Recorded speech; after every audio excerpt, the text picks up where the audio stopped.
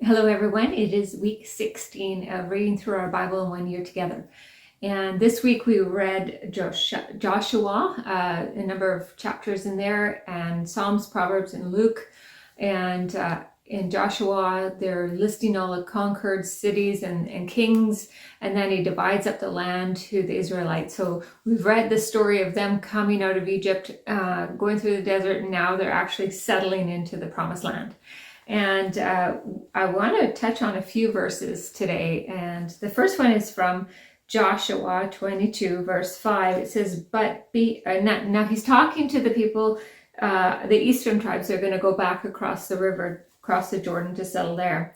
He says, but be careful to keep the commandments of the law of Moses, the servant the Lord gave you, to love the Lord your God, to walk in obedience to him, to keep his commands and to hold fast to him, and serve him with all your heart and all your soul.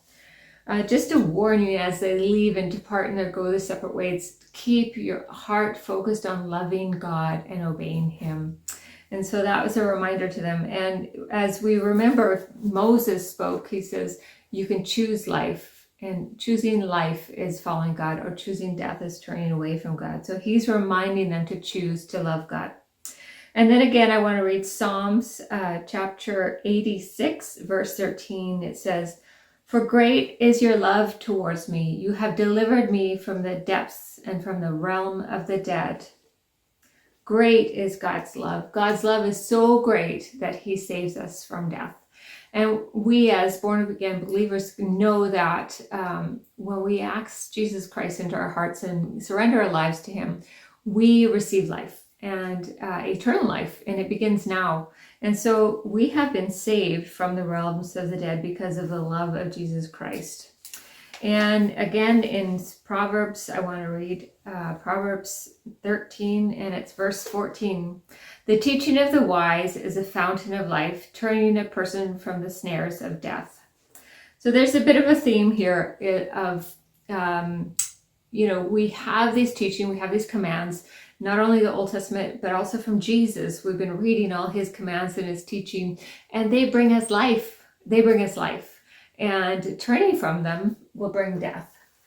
And I journaled on April 19th, and I just, it was Proverbs 13:12, and the verse says, hope deferred makes a heart sick, but a dream fulfilled is a tree of life. A dream fulfilled is a tree of life. We know that when we lose hope, when we're hopeless, it actually makes us sick.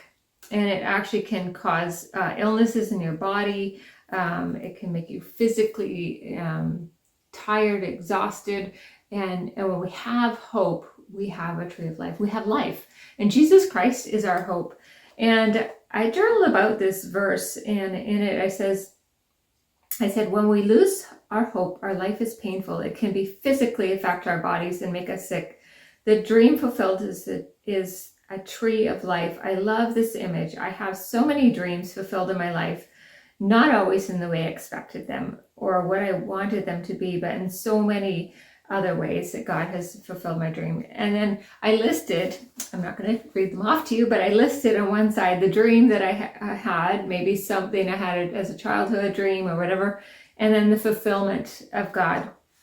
And I listed 10 dreams that I've had in my life that have been fulfilled in different ways through God.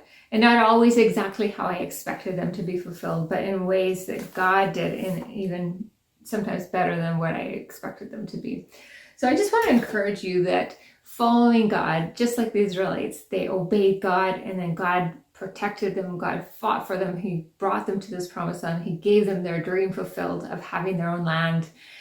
In our hearts, when we submit to Jesus Christ, when we honor him with our lives and we obey him and his commands that we are reading about in Luke, God fulfills the dreams and gives us hope. And hope is what we need for life. And so we have that choice of choosing Jesus Christ and choosing life. Thank you. Have a good week.